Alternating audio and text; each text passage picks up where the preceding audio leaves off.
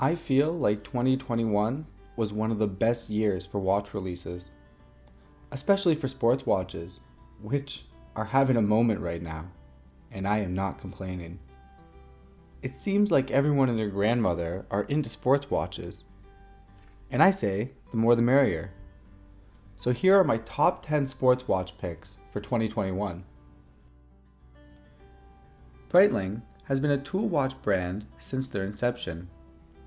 Sure, many collectors have noticed that they have lost their appeal in the recent past.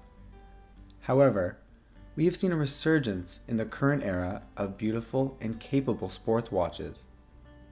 The Breitling Top Time 2 falls into both of those categories. This watch screams classic racing chronograph. Without knowing it, you would think it's a vintage watch. The case, pushers, subdials, and pops of color really showcase the vintage-inspired design. While the water resistance may be lacking at 30 meters, this watch is comfortable timing laps on the track, not the pool. Tudor and diving are forever a part of each other. One of my favorite watch-related videos on YouTube is Hodinkie's Talking Watches with Moki Martin, a former Navy SEAL who was issued a Tudor Submariner 7928.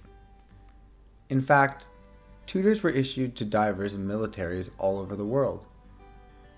In 2021, Tudor decided to commemorate their association with the French military by releasing the Tudor Pelargos FXD. This watch pays homage to Tudor Submariners that were issued to the Marine Nationale for use by their divers. This watch, like its predecessor, features fixed lugs that can only accept a pass-through style strap. It also features a 42mm titanium case, countdown bezel that is bidirectional, applied indices, and a pass-through nylon and rubber strap.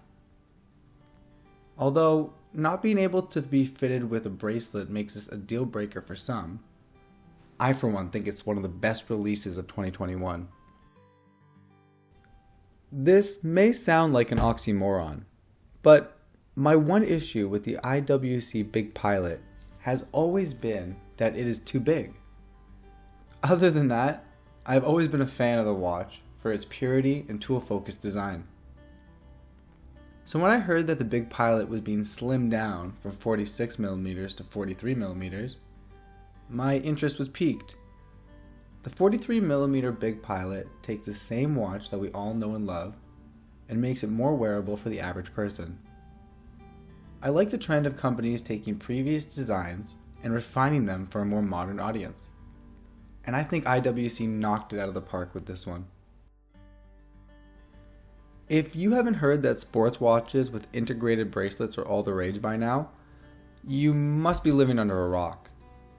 It seems like every company is trying their best to follow AP's success with the Royal Oak by releasing their own take. Tissot has been in this camp for a while with the fan favorite Tissot PRX, which was released a couple years ago. But in 2021, Tissot has finally listened to the watch geeks and have fitted it with an automatic movement, the Powermatic 80. This watch offers an amazing value proposition, coming in at $650 US. This was an easy pick for the list, and I would not be surprised if I end up owning one in the not so distant future. I am a fan of recycled plastic being used in consumer products. However, typically, those products, while environmentally focused, are quite ugly. It seems Oris has figured out a way to showcase reusable plastics in a unique and, in my opinion, fashionable way. This year, Oris released the Aquas Upcycle, which is an Aquas with a reused plastic dial. Each dial will have a unique design based on the nature of the material. This is a great way to get a funky, one-of-a-kind piece with a lot of character. I think the contrast of the dial with the gray bezel insert really pops and makes these watches a real eye-catcher. I find As I get deeper into my watch collecting obsession, I am more and more interested by watches that are different from the norm. I look for unique dials, pops of color, and watches that aren't too serious.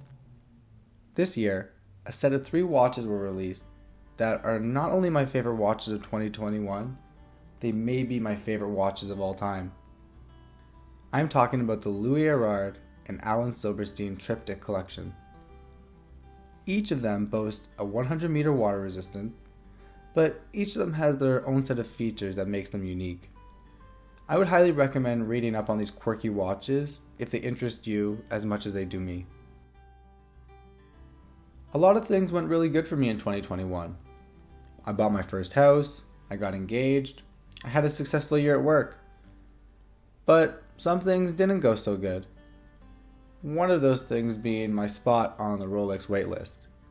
It didn't change at all. And never did it hurt so bad when they released the 36mm Explorer, and I knew I would have no chance of getting one. Yes, Rolex did what they do best, released an already existing watch with a minor change and made us all want it. I personally feel that 36mm is perfect for this watch, and this makes an already amazing watch even better. Perhaps one day I will get the call and Rolex can take my money, but probably by that time I'll be making my favorite sports watches of 2024 video. A well-priced diver with historical provenance associated with it?